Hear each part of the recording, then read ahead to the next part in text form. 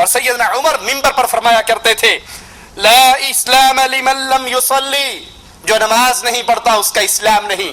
دین کے انکار کی بھی حدیث سن لی آپ نے، ایمان کے انکار کی بھی حدیث سن لی، اور سیدنا عمر کا قول فرماتے ہیں لا اسلام لمن لم يصلي، جو نماز نہیں پڑھتا اس کا اسلام بھی نہیں ہے، ایمان کا بھی انکار ہے، دین کا بھی انکار ہے، اور اسلام کا بھی انکار ہے۔ نماز پڑھ لو ٹھیک ہے، نہ پڑھو کوئی حرج نہیں، یہ فکر شیطان کی فکر ہے، رحمان کے ماننے والوں کی زندگی کا یہ طرز نہیں ہوا کرتا۔ عبادہ بن صامت فرماتے ہیں اوصانا رسول اللہ صلی اللہ علیہ وسلم، ہمیں اللہ کے رسول صلی اللہ علیہ وسلم نے وصیت کی چند باتوں کی، اور وہ باتیں کیا ہیں؟ لا تشرکوا باللہ شیئا، اللہ کے ساتھ شرک نہ کرنا، اللہ کے ساتھ شرک نہ کرنا، ولا تترکوا الصلاۃ عمدا، جان بوجھ کے نماز نہ چھوڑنا۔ دو مطلب ہے اس کے، اس جان بوجھ سے نکل جاتا ہے، کیا معنی؟ ایک شخص سو گیا اور نماز کا وقت گزر گیا، یہ سویا ہوا ہے، جب اٹھے گا وہی اس کی نماز کا وقت ہے، بشرطی کہ یہ روٹین، وہ فلم دیکھتا ہوا رات کو 2 بجے نہ سوئے، کہ روز فلم دیکھتا ہوا 2 بجے ہی سوتا ہے تو اب روز 9 بجے اٹھ کے نماز پڑھے گا۔ اگر کبھی سویا رہ جائے تو جب اٹھے گا وہ اس کی نماز کا وقت ہے، اس نے جان بوجھ کے نہیں چھوڑی۔ دوسرا، انسان نماز پڑھنا بھول جائے، کسی ایسے مسئلے میں پریشان ہے، ذہنی طور پہ اسے یاد ہی نہیں رہا کہ میں نے عصر پڑھی ہے یا نہیں پڑھی، میں نے مغرب پڑھی ہے یا نہیں پڑھی، وہ بھول گیا، اب جب اسے یاد آ جائے یہ اس کی نماز کا وقت ہے۔ اس کے علاوہ جو کوئی شخص نماز چھوڑتا ہے اسے یاد بھی ہے، وہ جاگ بھی رہا ہے، اب کوئی عمل ایسے کام میں مشغول ہے کہ نماز کو ترک کر رہا ہے، وہ جان بوجھ کے نماز چھوڑ رہا ہے۔ اور نبی کیا فرماتے ہیں؟ فمن ترکها عمدا متعمدا فقد خرج من الملہ، جو جان بوجھ کے عمدن قصدن نماز کو ترک کرتا ہے وہ ملت اسلام سے خارج ہو جاتا ہے۔ جو جان بوجھ کے عمدن قصدن نماز کو ترک کرتا ہے وہ ملت اسلام سے خارج ہو جاتا ہے۔ سیدنا عمر سیدنا معاذ بن جبل کے پاس آتے ہیں، پوچھتے ہیں معاذ، اس امت کو پاؤں پہ کھڑی کرنے والی کیا چیز ہے؟ کیا اس کی اساس ہے؟ کس بنیاد پہ یہ امت عزت پاتی ہے؟ کیا چیز ہے؟ سیدنا معاذ فرماتے ہیں اس امت کو اس کے پاؤں پہ کھڑے کرنے والی اساس وہ 3 چیزیں ہیں، اللہ کی توحید، اخلاص۔ اور یاد کر لیجئے سیدنا معاذ کے اس جملے کو، جس قوم میں عقیدہ توحید نہیں ہے وہ پوری دنیا کی ہر نعمت کو اکٹھا کر لے، اللہ کی قسم دنیا میں کبھی وہ عزت کے راستے کو پا ہی نہیں سکتی۔ آج بھی آپ پوری دنیا پہ نظر دوڑائیں، ہر طرف اہل کفر اہل ایمان کو مار رہے ہیں، اور اگر آپ غور سے دیکھیں گے اس ظلم کی بنیادی وجہ اللہ کے ساتھ شرک اکبر ہے۔ 2 کلومیٹر کے بعد دربار ہیں، 1 کلومیٹر کے بعد دربار ہے، قبروں پہ طواف ہے، قبروں پہ سجدے ہیں، قبر والوں کو پکارا جا رہا ہے۔ ارے قبر والوں پر کی عبادت کی جائے تو پھر بھی کوئی سمجھ آتی ہے، کوئی ولی تھا۔ کمالیہ کے اندر پیر ابن شاہ کا دربار ہے جہاں لکڑی کے بنے ہوئے انسانی اعضاء پڑے ہیں، عضو تناسل پڑے ہیں، اور ان کی کرامات مشہور ہیں۔ ہمارے پاس سی ڈی ہے، جو دیکھنا چاہے ہم دکھا سکتے ہیں، اور اس کی کرامت مشہور ہے، جس عورت کو اولاد نہیں ہوتی لکڑی کا بنا ہوا یہ عضو تناسل وہ عورت لے اور استعمال کرے، اس کو اولاد ہونا شروع ہو جائے گی۔ لا حول ولا قوت الا باللہ۔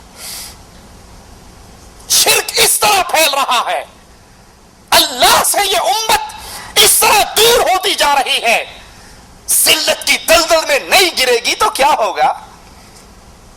الا الذین آمنوا، جو اللہ پر ایمان لے کے آئے، ولم يلبسوا ایمانهم بظلم اولئک لهم الامن وهم مهتدون، ایمان لانے کے بعد اگر وہ شرک نہ کریں ان کے لیے امن بھی ہے اور ان کے لیے ہدایت بھی ہے۔ اور جو کلمہ پڑھنے کے بعد کہیں ننگوں کے سامنے سجدہ ریز، کہیں دھنکے شاہ کے سامنے سجدہ ریز، کہیں طوطے شاہ اور اٹ شاہ کے سامنے سجدہ ریز، لاہور کے اندر آپ نے اکثر نے دیکھا ہوگا گھوڑے شاہ کا کتنا بڑا دربار ہے.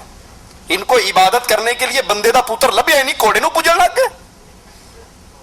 جب شرک اس طرح امت میں پھیل رہا ہو, اللہ کی قسم یہ امت کائنات کا ہر ہتھیار بنانا سیکھ جائے, سائنس کے اندر ترقی کرتے ہوئے چاند پہ ڈیرے ڈال دے, جو مرضی اعلان کر لے, آج ہم نے یہ کر دیا اور آج ہم نے یہ کر دیا. جو رب کو نہیں پہچانتی وہ عزت پا سکتی؟ فرعون کے پاس کیا کچھ نہ تھا, قارون کے پاس کیا کچھ نہ تھا, اس کے باوجود ان کی زندگی ذلیل, ان کی موت ذلیل, ان کے پاس سب کچھ تھا, رب پر ایمان. اور آج اس امت کی اکثریت ان کے پاس سب کچھ ہے, رب کی توحید نہیں ہے. بڑے بڑے پڑھے لکھے لوگ ان قبروں کی عبادت کے جرم میں شریک ہیں. سیدنا معاذ فرماتے ہیں اس امت کی اساس سب سے پہلے اللہ کی توحید, اور توحید کے بعد دوسری چیز نماز جو کہ دین ہے. توحید, نماز, اطاعت جو کہ عصمت ہے, اللہ کی اطاعت, اس کے رسول کی اطاعت. امت میں اگر تین چیزیں باقی رہیں گی یہ امت کو کوئی ذلیل کر سکتا؟ اور اگر توحید نہ رہے, نماز نہ رہے, رب رسول کی اطاعت نہ رہے, اس امت کو عزت کی راہ پہ کوئی چلا نہیں سکتا. مسند احمد میں ہے, اللہ کے نبی صلی اللہ علیہ وسلم نے فرمایا اللہ کا کسی کو شریک نہ ٹھہراؤ, کسی کی اللہ کے مقابلے پر عبادت نہ کرو, اگرچہ تیرے ٹکڑے کر دیے جائیں, تجھے چلا دیا جائے. فرض نماز کو جانتے بوجھتے ترک نہ کرنا. جس کسی نے فرض نماز کو جانتے ہوئے ترک کیا اس سے اللہ کا ذمہ بری ہو گیا, اور جو اللہ کے ذمے سے نکل جائے اس کو کوئی اور سنبھال سکتا ہے؟ مجھے یاد ہے ہماری کمپنی کے ایک سعودی ملازم ریاض سے خرج جاتے ہوئے اس کا ایکسیڈنٹ ہوا اور اس کی گاڑی 3-4 دفعہ الٹی ہوئی, اور جب گاڑی رکی, سائیڈوں سے گاڑیاں رکی اور وہ بھاگ کے اس کے پاس پہنچی. اس سے پوچھتے ہیں تیرا کیا حال ہے؟ سعد حسین اس کا نام تھا. وہ گاڑی رکنے کے بعد گاڑی تباہ ہو گئی, برباد ہو گئی, اور وہ سلامت باہر نکل آیا. کہتا الحمدللہ میں نے فجر کی نماز جماعت سے پڑھی تھی, اور رسول اللہ نے فرمایا تھا جو فجر کی نماز جماعت سے پڑھتا ہے وہ اللہ کے ذمہ ہو جاتا ہے. میں اللہ کے ذمہ تھا, الحمدللہ مجھے کوئی تکلیف نہیں ہوئی ہے. اور جو فرض نماز کو ترک کرتا ہے اس کا ذمہ ٹوٹ جاتا ہے, اور جس پر سے اللہ اپنی رحمت کا ہاتھ اٹھا لے, اپنا ذمہ اٹھا لے, اس کو کون بچا سکتا ہے؟ تارک نماز تکبر کرتا ہے. تکبر کا مطلب کیا ہے؟ شریعت کی بات سنے اور نہ مانے, یہ تکبر ہے. علم آنے کے باوجود نہ ماننا تکبر ہے. لوگوں کو حقیر جاننا تکبر ہے. قرآن حکیم میں مالک بیان فرماتا ہے انما یؤمن بآیاتنا الذین اذا ذکروا بها خروا سجدا وسبحوا بحمد ربهم وهم لا يستكبرون. ہماری بعض آیات پر بعض لوگ یوں ایمان لائے کہ جب انہیں ان آیات کے ساتھ واعظ کیا گیا, نماز پڑھنے کی تعلیم دی گئی, اللہ کے سامنے جھکنے کا حکم دیا گیا, تو پھر وہ سجدے میں گر پڑے, اپنے رب کی حمد و ثنا کے ساتھ تسبیح کرنے لگے, اور وہ تکبر نہیں کرتے. تکبر یہ ہے کہ اللہ کا حکم سن کے ٹھوکر نہ ماری جائے, اپنی گردن جھکا دی جائے. آپ کے سامنے نماز پڑھنے کے دلائل بیان کیے گئے. اب تکبر یہ ہے کہ یہ ساری آیات اور احادیث سننے کے باوجود پھر اسی بے نماز ڈگر پہ چلتے رہیں, نماز کو چھوڑنے کی عادت کو قابو رکھیں. یہ ایسا کرنے والا انسان تکبر کرتا ہے.